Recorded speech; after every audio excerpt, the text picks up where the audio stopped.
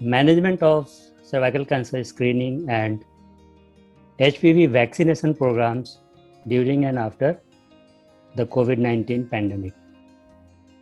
Yeah, to address this particular concern, mainly in the remote area, where healthcare is not up to the mark, number one. And even if there is a healthcare in the remote area, people are very reluctant to go there, and they have a lot of myth rather than the facts, because no one is there to educate them. So in order to address those community, what we have done on this particular forum, bioservices platform, we have a knowledge partner, we as a knowledge partner to a lot of NGOs. And those NGOs, they are across the country, and we try to connect some of the NGOs like from east, west, north, south, and they are really penetrating to this particular area, and they have their own team, to convince them first. And right. They are conducting regular camp in every month. So let's say the camp is organized in local area in any community hall by end of this month, 31st of May, for example.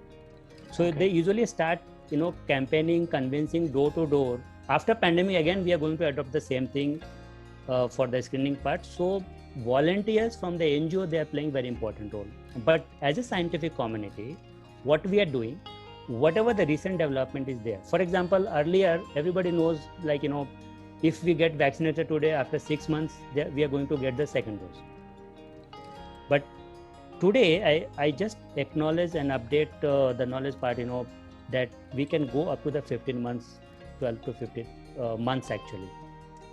So even if we get first dose during this pandemic or before pandemic, we still have a time to go for the second dose. So these are the policies that need to be shared constantly with this non-government organization, and their duty is to go and penetrate the ground level, and where directly or indirectly touching their lives actually. So right. on our own website, we have a short video actually on our Facebook page, where I have captured one community in this Haryana belt, where we reach the remote and try to convince them and do the screening camp and get this particular cancer screened free of cost, because the NGOs are raising fund, and we are supporting them at our own capacity to connect those funding agency like social corporate responsibility and all. And as continuously we are training them under the train the trainer program, as I said in my presentation also. One thing I must assure you, that yes, vaccines save lives, number one. And now we have seen in recent past that yes, those who are vaccinated with COVID-19 first dose or second dose, at least you can say severity is reduced. That we have such evidence from clinical practice. Some of the family members, some of the close relatives, we have seen that. Number one. So acceptance of the vaccine is definitely going to increase in upcoming years after pandemic. And I'm sure this particular HPV vaccination drive, as per WHO goal by 2030, every country, they have to adopt the screening program, vaccination program at war foot level, as I said, 90, 70, 90.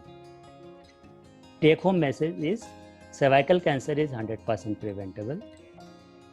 It's all up to you how you're going to manage this particular disease in your entire life. So I strongly recommend to young couples, those who are into sexually active phase, you must go for a screening. And if you're a newly married couple, the best gift you can give to your wife is this particular test. Why? Because you're going to save her life, so that you're going to assure that she will be with you, or you will be with her, together for the rest of your lives.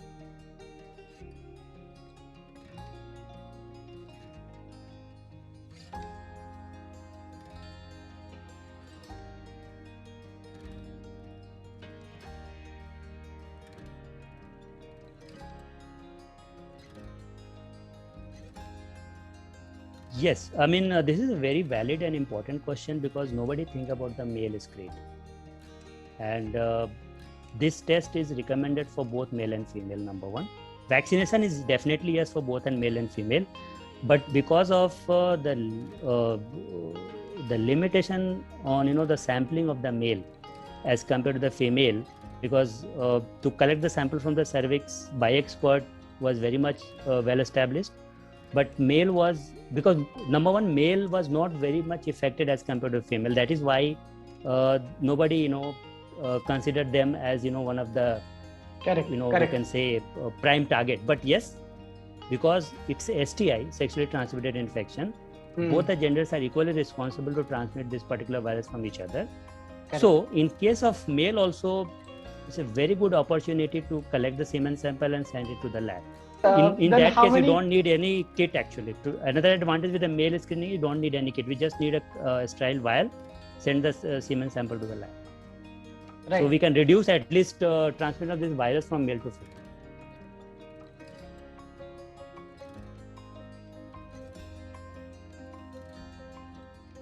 Identify those group, who need clinical intervention, who need close management actually. So definitely, we used to have like 400, 500 PCR before pandemic. Now we have thousands of real-time PCR. So screening is also going to boost, where HPV DNA testing was not, you can say, under the routine practice because of the infrastructure. But because of the COVID, I can see you can collect the sample and go for the HPV DNA testing. Because for cytology-based testing, you still need to collect the sample on site and fix it on the slide and review under the microscope. But for HPV DNA testing, you can collect sample anywhere, send the sample, because you are transferring the sample to the collection kit. Right. Once you transfer the sample, it can go to anywhere. So I can see both screening and vaccination, in a better coverage, greater coverage, you can say, in near future.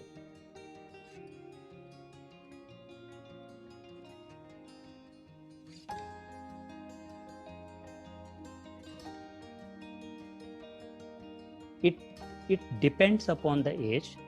Okay. If you start from, let's say, 9 years of age till 13, or maximum go up to the 15, we have enough data that just go for 2 doses. But if you cross, let's say, 13 years of age or 15 till 26, then you go for the 3 doses. So after 26, this vaccination is not strongly recommended, to be honest, based upon the scientific evidence, because this particular antibody titer is not up to the mark as compared to this young age group, where 2 doses is more than enough. Now recent evidence we have seen during pandemic also that 1 dose is more than enough if that vaccination has been done at a very early age. Like, if we can't start before 9, but if we give like between 9 to 13 years of age, 1 dose is also give you a very good protection. So we can save visit, we can save this money also by the right dose at the right age.